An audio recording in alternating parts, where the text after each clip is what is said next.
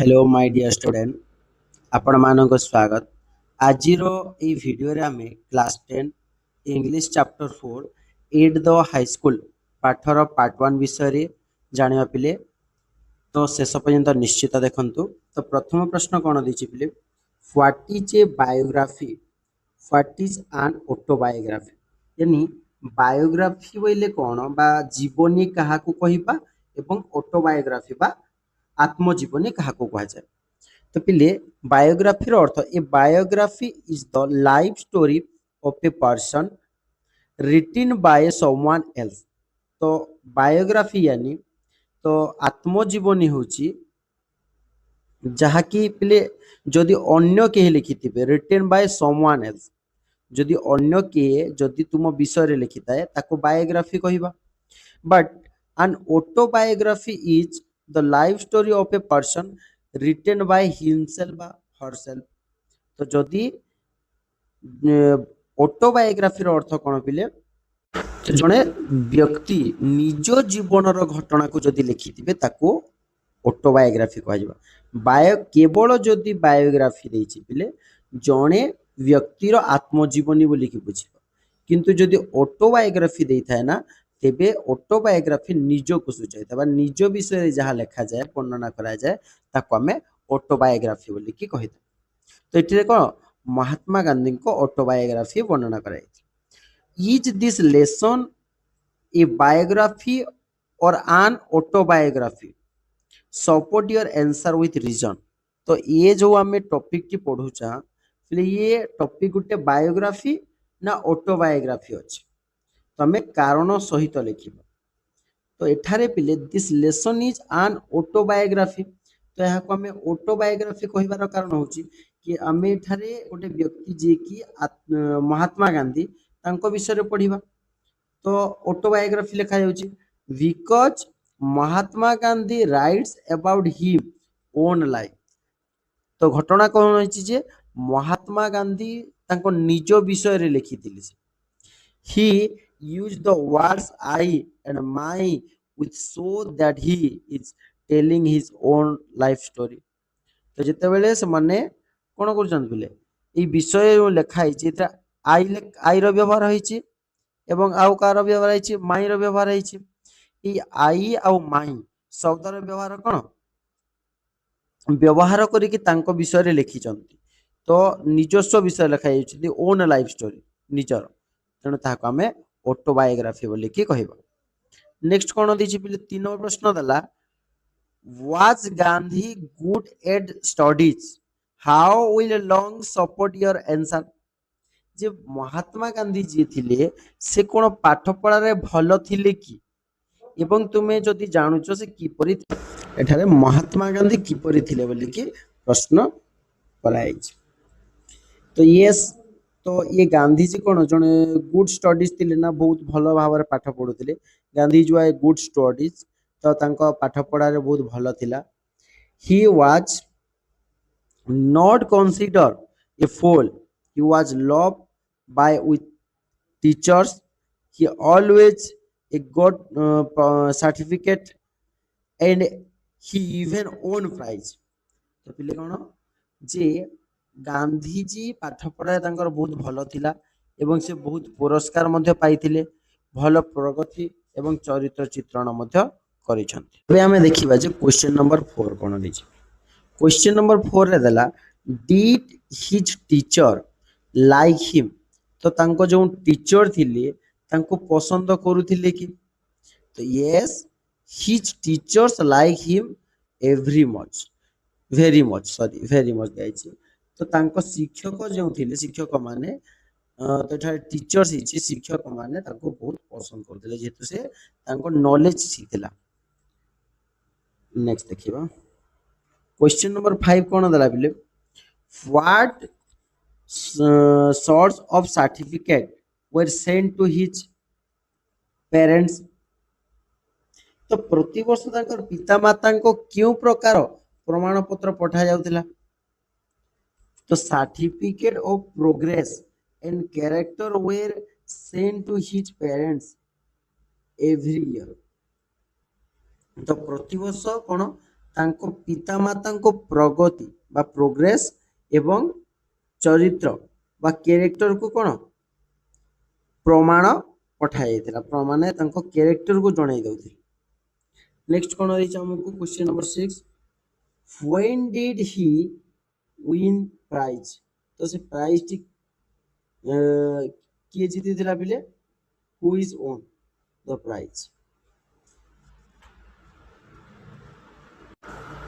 ତ ପିଲେ when did he win prize? ତ ସେ ପ୍ରାଇଜ କେବେ ପାଇଥିଲେ? ତାଙ୍କୁ ପ୍ରାଇଜ ମିଳିଲା ତ he won prize after he passed the second standard। ତ ତାଙ୍କୁ ପ୍ରାଇଜ କେବେ ମିଳିଲା ପିଲେ? ସେକେଣ୍ଡ ଷ୍ଟାଣ୍ଡାର୍ଡରେ ତାଙ୍କୁ ପୁରସ୍କାର ମିଳିଥିଲା। ନେକ୍ସଟ ଦେଖିବା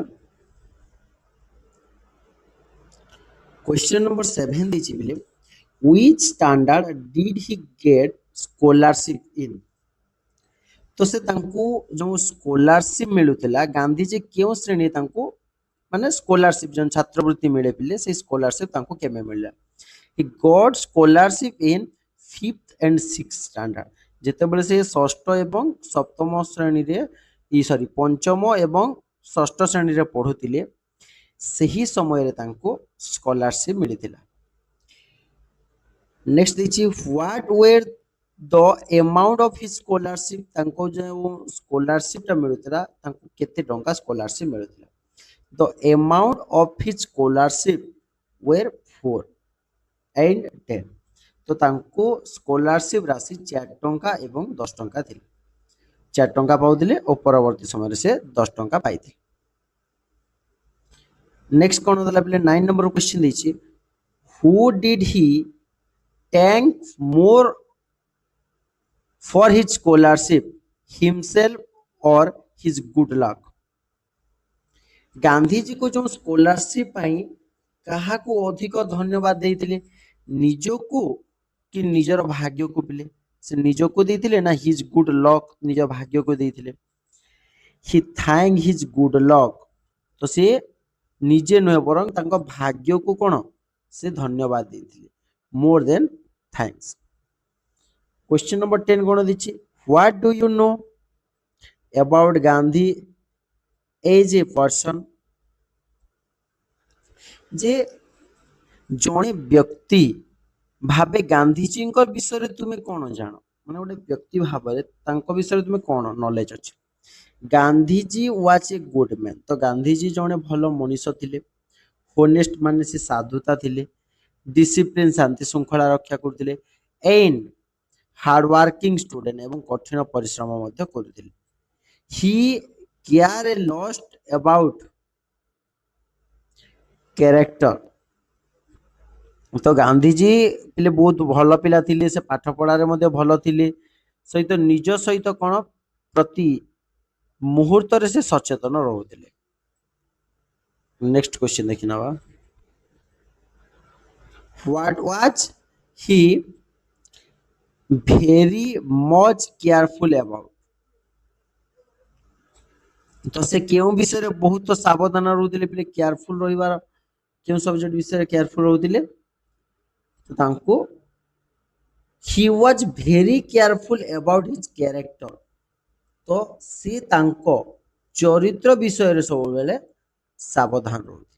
how did the react when blame, तो दोषारोप करा गला बेले से किपरि प्रतिक्रिया करिथिले? तांको स्वभाव किपरि थिला? He burst into the tear when he was blamed, यानी दोषारोप करा गला बेले से किपरि प्रतिक्रिया करथिले, माने दोष जेतेबेले करा जाउछि। नेक्स्ट दिसे कोन बिले 13 नंबर प्रश्न what was more important of Gandhi, winning the prize and building the character? तो से तांको कोन प्राइज आउ कैरेक्टर को देखुथिले सब बेले। जे गांधीजी ପାଇଁ କେଉଁଟି ଅଧିକ ଗୁରୁତ୍ୱପୂର୍ଣ୍ଣ ଥିଲା ପୁରସ୍କାର ବା ଜିତିବା ବା କଣ ଚରିତ୍ର କେଉଁଟା ଇମ୍ପୋର୍ଟାଣ୍ଟ ଥିଲା ତ ତାଙ୍କ ପାଇଁ ବି କଣ କ୍ୟାରେକ୍ଟର यानी ତାଙ୍କ ଯୋଉ ଚରିତ୍ର ଅଛି ସେ ଚରିତ୍ରଟି ତାଙ୍କୁ ବେଶୀ ଭଲ ଲାଗିଥିଲା ଆଉ ସେଥି ତ୍ରୁଟି ରହୁଥିଲା ତ ନେକ୍ସଟ କଣ ଦେଲା ପିଲେ क्वेश्चन नंबर 14 ଦେଖି नबा why did he get physical punishment तो तांको physical punishment काहेकि मिलिला हमको एठार punishment देछि physical punishment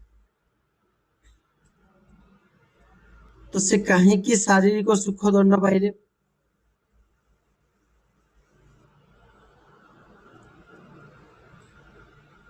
तो पनिशमेंट मिलवार कारण कौन थिला पिले he got physical punishment because of small mistake in his character तो तांको जो जीवन थिला से तांको जीवन बा निज चरित्र गोटे छोट भूल करथिले सेति पई कोन तांको शारीरिक दंड पाइबा को पड़े हु वाज द हेडमास्टर तो हेडमास्टर किए बिले तो हेडमास्टर होचंती दोराबली एडुलजी दोराबली कोन एडुल गेमे ଦେଇଛେ ନା ପିଲେ ଡୋରାଗଡି ଏଡୁଲ ଗେମ୍ ତାଙ୍କର ହେଡମାଷ୍ଟର ଥିଲେ was he popular why yes is the popular because he was a sister because he was a sister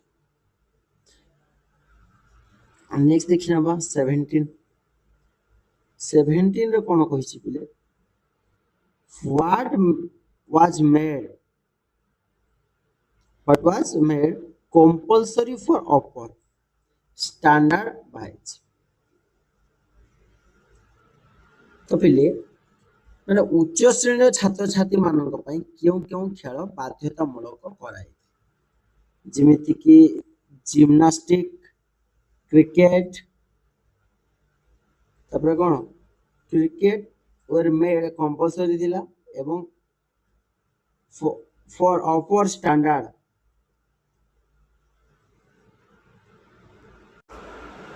ତ ପିଲେ ଜିମ୍ନାଷ୍ଟିକ ଆଉ କ୍ରିକେଟ ଯୋଉ ଖେଳଟା ଥିଲା ଇଏ ପିଲେ କମ୍ପଲସରି ଥିଲା तो ये कौन बोलছে मेड कंपलसरी कही आमको ना पिले तो जिम्नास्टिक एंड क्रिकेट टा ये कंपलसरी थिला समस्त बाध्यतामूलक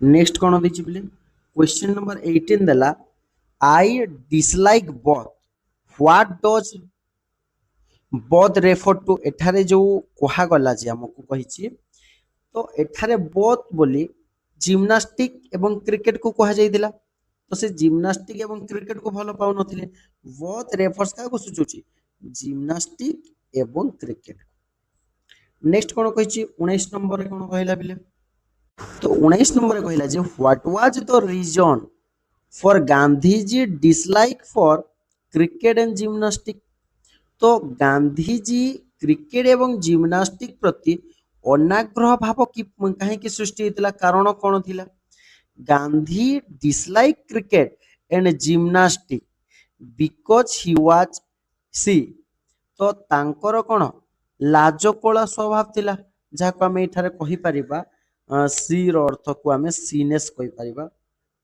सीनेस तो तांकर कोन लाजकोला स्वभाव थिला एवं क्रिकेट एवं जिम्नास्टिक प्रति तांकर अनाग्रह रो कारण थिला सी क्वेश्चन नंबर 20 देखिए was the headmaster a lover of games तो एठारे हमको कहूची जे जो मुख्य शिक्षक थिले बा हेडमास्टर थिले से गेम रो लवर थिले कि तो यस पिले the headmaster was a lover of games तो मुख्य शिक्षक गेम रो जने कोन प्रेमी थिले तेणु तो समस्त को गेम टा कंपलसरी कराई देथिले 21 रे कहिछि जे what false idea did Gandhi have about games तो गेम्स विषय कौन कहते तो Gandhi had the false idea that games had nothing to do with education.